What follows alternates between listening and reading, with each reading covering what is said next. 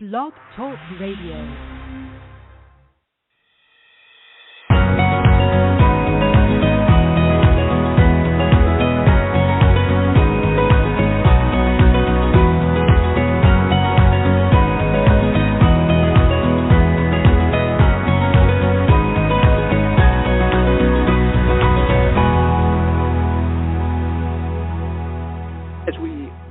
Back to the latest episode of Viatorian Voices, our conversations on the way.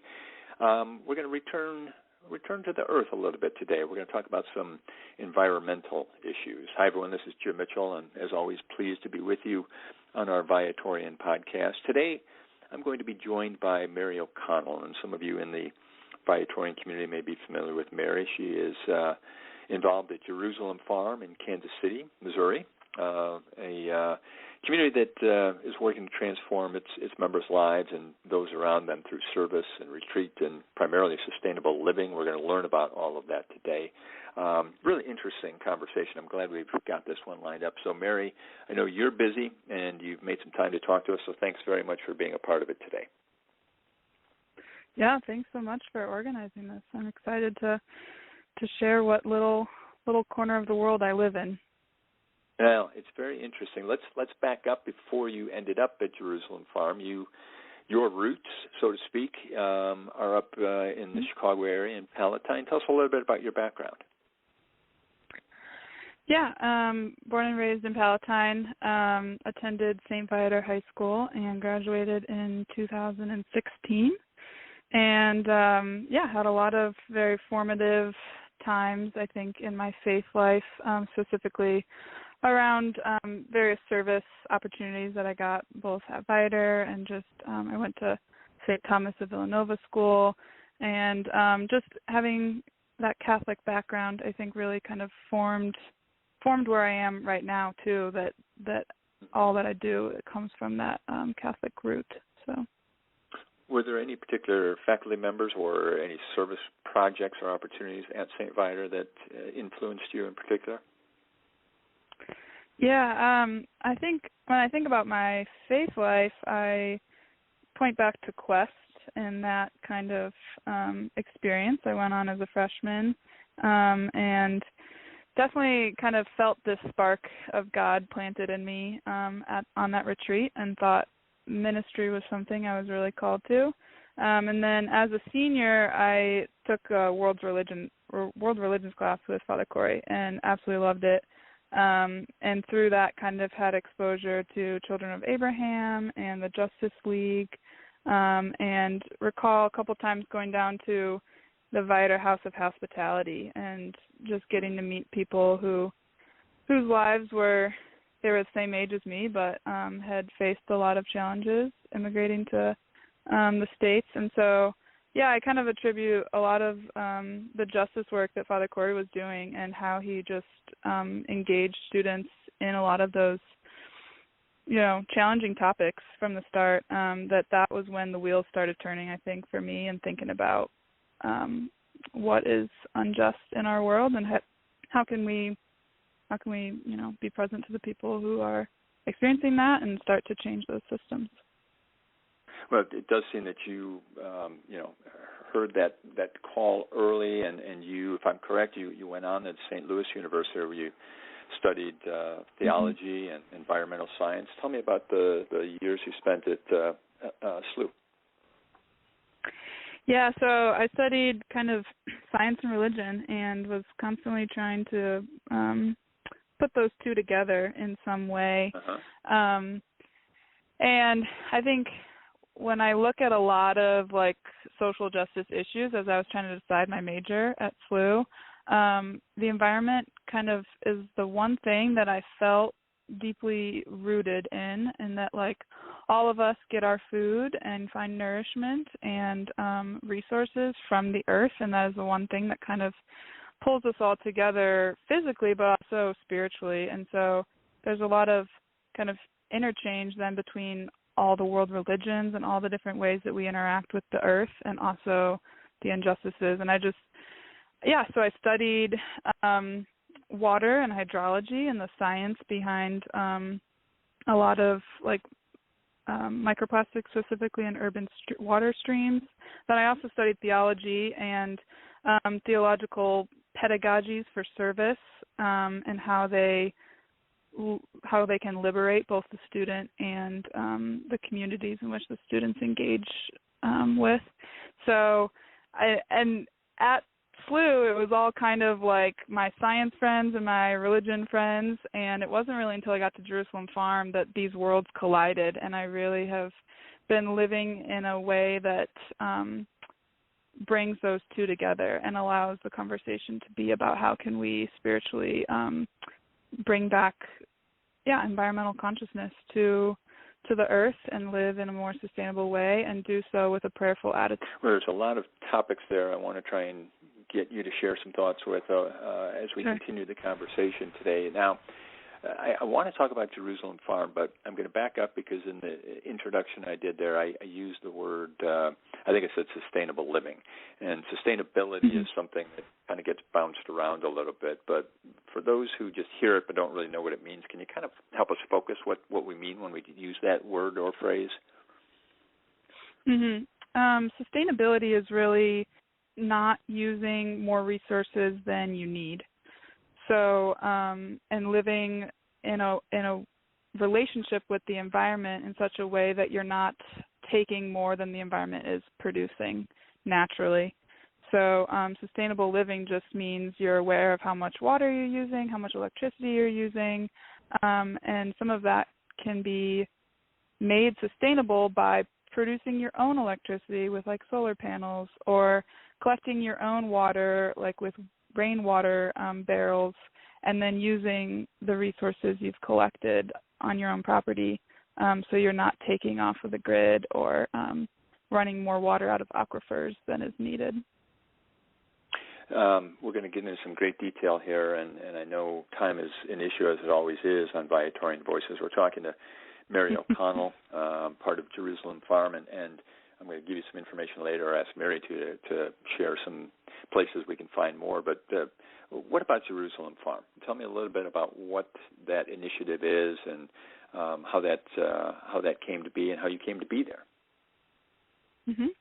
So Jerusalem Farm is a nonprofit that's based in the northeast of Kansas City, and our three main aspects of our mission is home repair for folks who are low income or elderly in the neighborhood.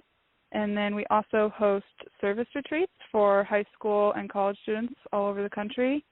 And we seek to live in an intentionally sustainable lifestyle, and that includes living in a Catholic intentional community. All the people who work here live in community together too.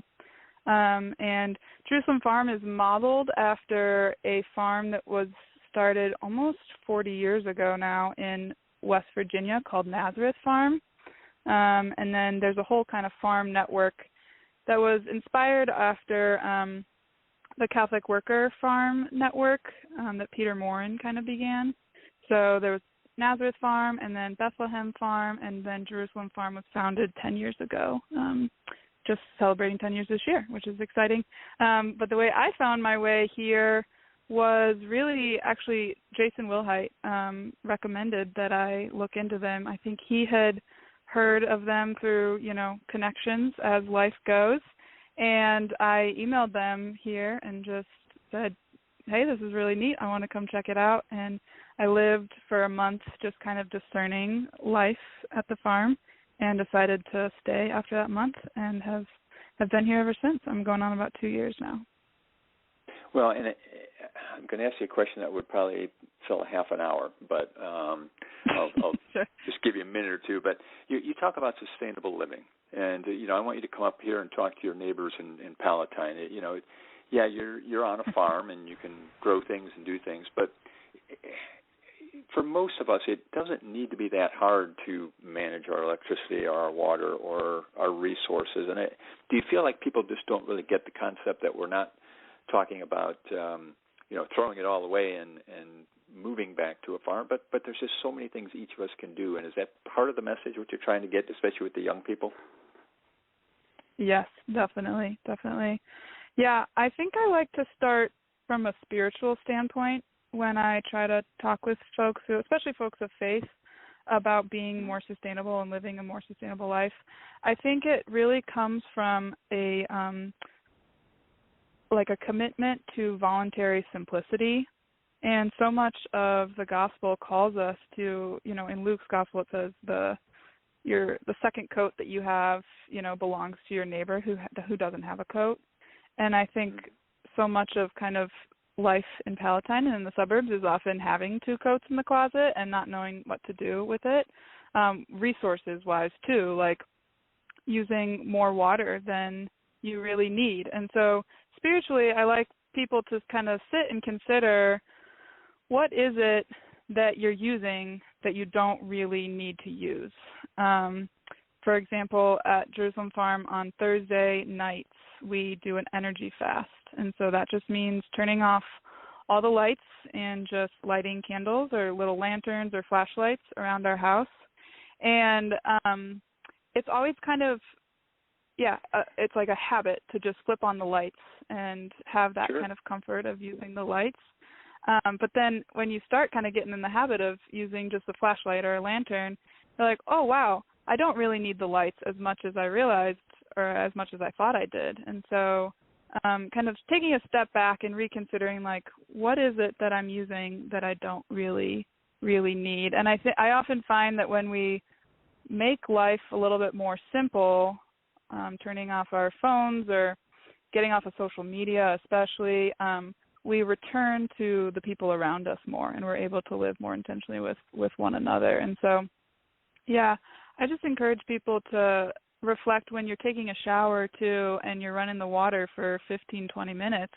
Do you really need to shower that long? I mean, I know a lot of people like to sing their favorite songs and have all their reflection time in the shower, but that water is coming from a source it's probably coming from Lake Michigan, but all the energy that is being used to filter and transport it is a lot of energy. And to just use less water, almost in solidarity with folks who don't have access to clean water, who have to walk 4 miles to get water, or who are using water from infested areas. It's not even clean, whatever it is. But it's like thinking about that spiritually helps us prepare ourselves to be more sustainable in our lifestyle. And it gives more a motivation to be sustainable rather than something that's kind of abstract. I think our faith calls us to be simple, and Mother Earth is calling us to live a little bit more simply. Anyway, lights and water usage, I think, is a very easy way for people to start thinking about it. Next level would be like composting and growing your own tomatoes and going to the farmer's market and thrifting and lots of things. So. And just about a minute left or so, but are you encouraged when you talk to young people today? And I use that phrase. I mean, you certainly want to keep you in that young category, but as you're talking to students who come to the farm, do you get a positive thing?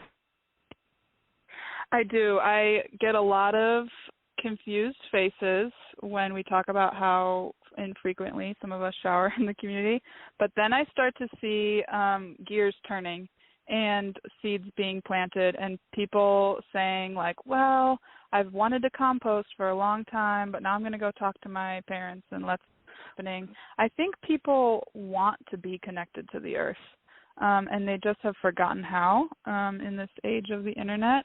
And so I do find hope when I see folks kind of returning to that simple approach and just whatever means it is to connect them back to the earth, especially growing their own food too. And just real quick, can people find Jerusalem Farm on the internet? Is there some place we can go to learn a little bit more about it? JerusalemFarm.org. It's all one word, JerusalemFarm.org.